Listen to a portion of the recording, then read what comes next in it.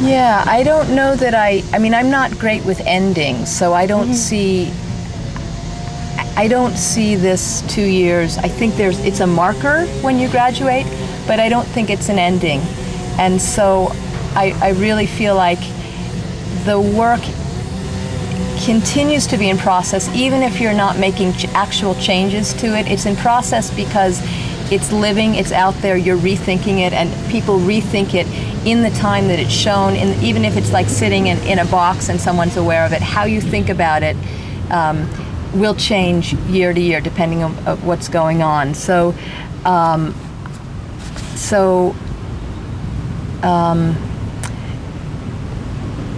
I don't know that I believe that something is ever finished.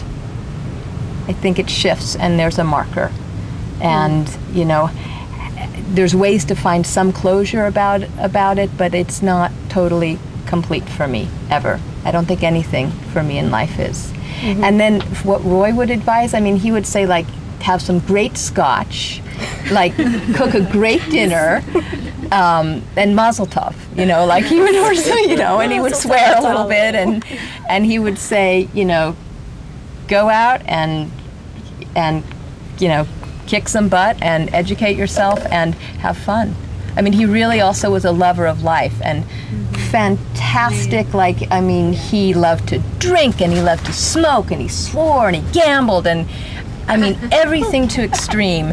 And he was absolutely obsessive. You know, his artwork was about obsession, and so always, his hands were always moving, whether it was like ripping and shredding paper, or there was a chain always going, and you know, we'd have to be like, Roy, calm down, you know, like put your change away and just be still for a moment. But it was, you know, so he wanted like the fullness and the lushness of life, and I think he wanted and would hope for people that they would have full, involved, lush lives.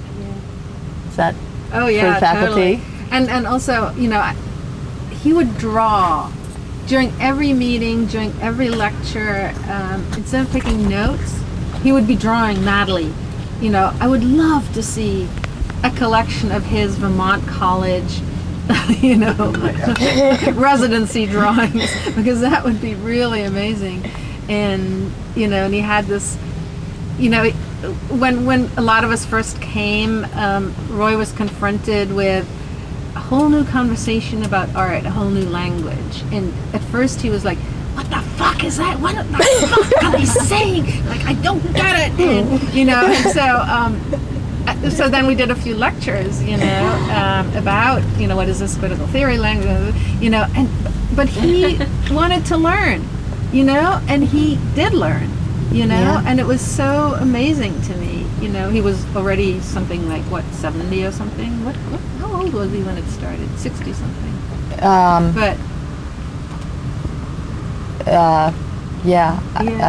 My math and that is was lost, such an amazing, because it did also become, in a way, his life's work. Because I remember Roy saying so often, I'm not being shown in New York galleries, and, you know, how can I do that, and so on. And we kept saying, Roy, you're making one of the most amazing works of art right here that is going to have so much more influence than showing in some New York gallery.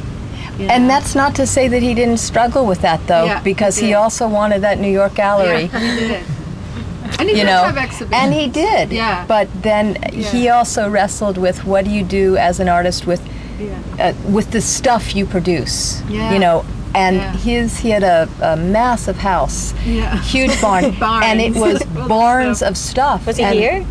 Yeah, he was. He lived about 10 or 15 miles out of town here. Yeah. And that was a big struggle for him. And you know, when he thought through what, you know, there was this program, yes, but he also did produce things.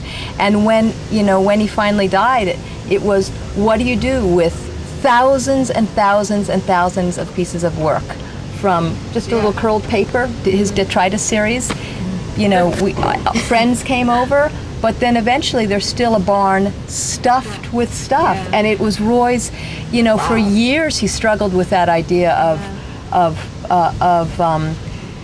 you know, why make things? What does it mean when it just collects? I mean, so it was a really interesting process in the last few years of him kind of sorting through what was his life's work and what do you do with this stuff, and the burden that he felt he left to his partner and his kids about this.